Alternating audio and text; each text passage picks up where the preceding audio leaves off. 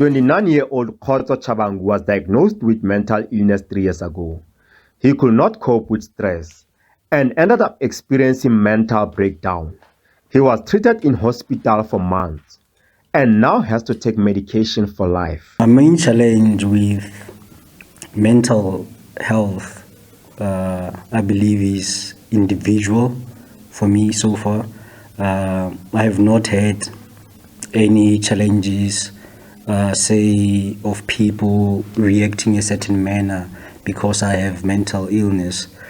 The main challenges I face are individually.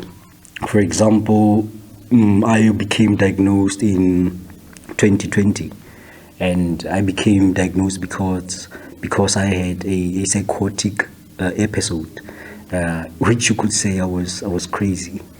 So that's when I became admitted to a mental institution, and it was therefore established that I was bipolar disorder. So having to recover from that episode took me about 6 to 8 months, and it was a challenge. Those who rely on public health sector for their care are faced with the additional challenge of lack of medication. I receive my medication through private facilities. I go to a pharmacist, that is through my medical aid. So I think I've never had a problem with getting to collect my medication, and I was told that they didn't have any. But the experience is different with my mother, who is also living with mental illness, schizophrenia, and in her case, even now, she went to the hospital where she fetches her medication, and the case was there was one particular type of medication that they did not have in stock. So because of that, she is now in a dire situation because her symptoms have worsened. She is not herself. Those diagnosed with mental illness fear being stigmatized and being labeled weak. They become insecure. Stigma is all over, socially, even at the workplaces or at school.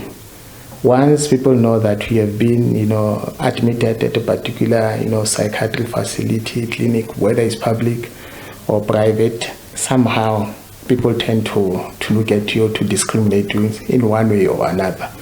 But now it's our responsibility as a psychiatric facility, mental health workers. Hence, we have days where we promote mental health awareness to educate the public as a whole about the role of mental illness, the dangers of people if they mix, if they get involved in substances, and we also educate the bosses, the managers, to support this person who is fully functional if he's compliant on his medication, and for them to support him in whatever means they can.